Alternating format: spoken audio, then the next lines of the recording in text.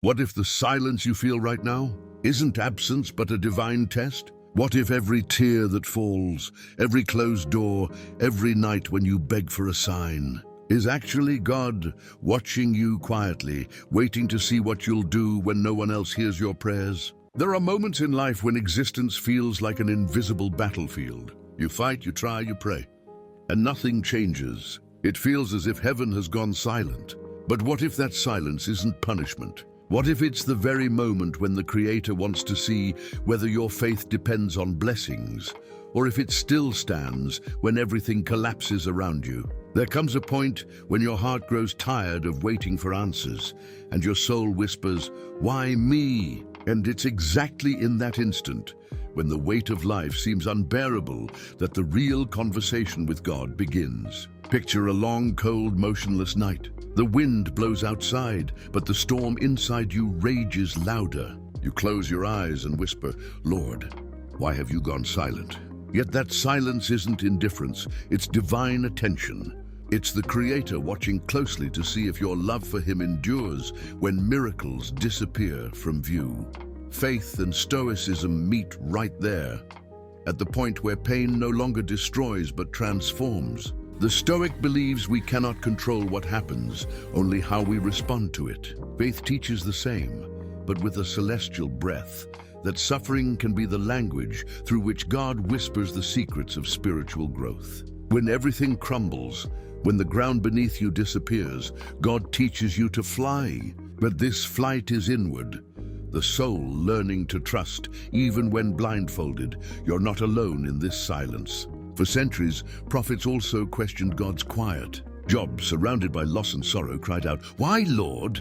And the silence was his answer, until God appeared, not with explanations, but with presence. Sometimes God's response is the process itself. Waiting teaches what words never could. Delay isn't rejection, it's refinement. While the world pulls you toward despair, God calls you into stillness. Stoicism teaches that control lies in your reaction, and faith reveals that there's meaning even in what you can't control. The soul becomes stronger when it finds calm in chaos, trust in doubt, and purpose in what once seemed like failure. You don't need to understand everything right now. You only need to remain. There's quiet beauty in endurance. When you choose not to give up, even without seeing, heaven takes notice. The spiritual realm bends before a heart that still believes amid the storm. And that's when the test begins to turn into testimony. Life doesn't want to break you, it wants to awaken you. God hasn't abandoned you, He's shaping you. The silence that hurts today will echo as your victory tomorrow. There's a moment on every spiritual path when pain stops being the enemy and becomes the teacher. When you stop resisting suffering and start listening to it, transformation happens. Stoics call it amor fati, the love of fate, the love of what must be. Faith calls it surrender, not giving up, but giving in to divine will. Both meet at the same horizon, the realization that an invisible wisdom guides every loss, every tear, every silence. Imagine life as a river, sometimes calm, sometimes wild. The one who fights the current grows weary, but the one who learns to flow with it discovers the strength of acceptance. In His infinite wisdom, God allows certain currents to carry you far from where you wanted to be, only to lead you exactly where you're meant to arrive. That's why the plans that failed, the people who left, and the dreams that shattered may have been the sacred tools of your awakening. Seneca once said, "Fire tests gold, and adversity tests man."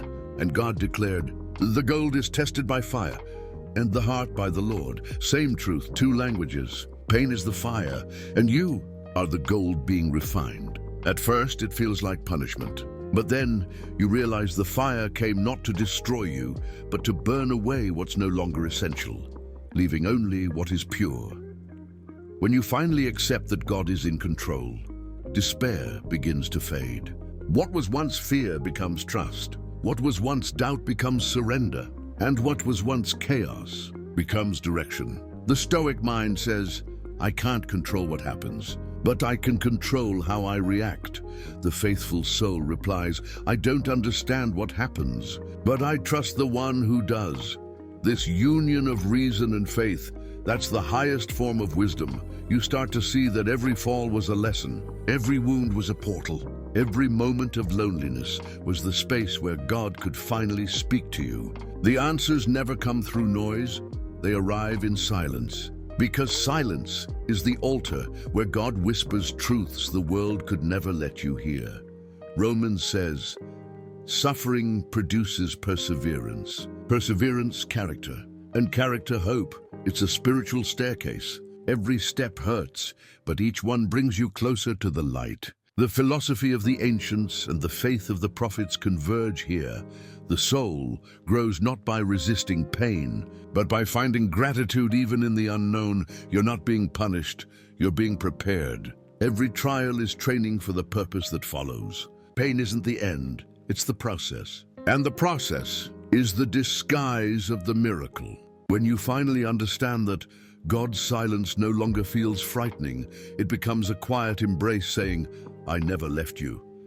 Faith tested in comfort is fragile, but faith that survives pain moves mountains. How many times have you felt forgotten, like God turned his gaze away? Yet it was there, in that silence, that he was closest. Just quiet, just watching. Like a father letting go of his child's bike to see if they can ride alone. That silence may be the sound of heaven watching you grow.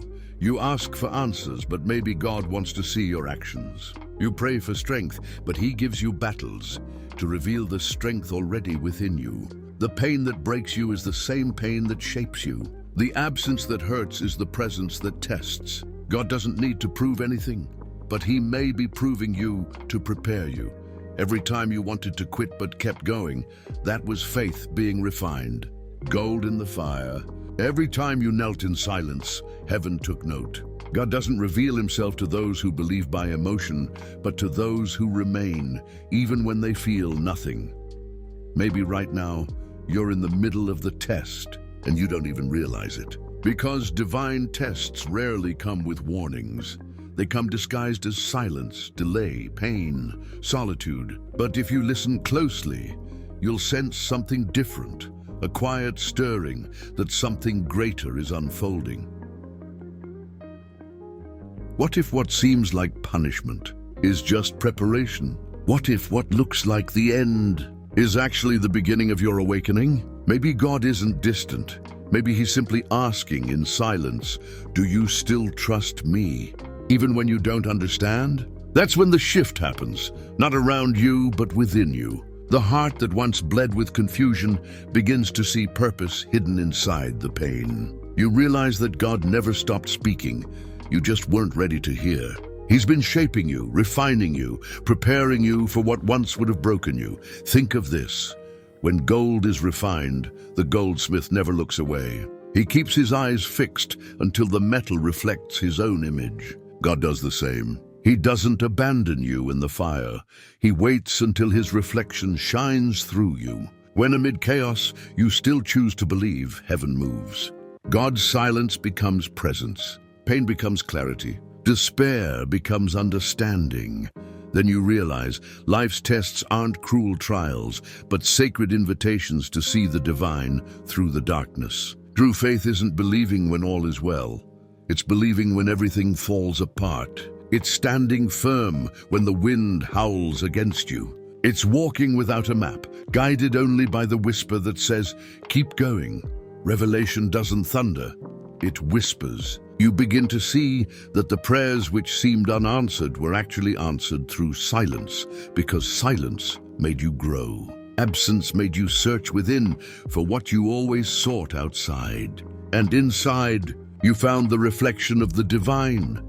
The Stoic says suffering is inevitable, but meaning is a choice. Faith says suffering is purpose, and purpose is God working in secret. Both are right. When you blend them, you find serenity. Acceptance becomes power. Waiting becomes living faith. What once felt like punishment reveals itself as preparation.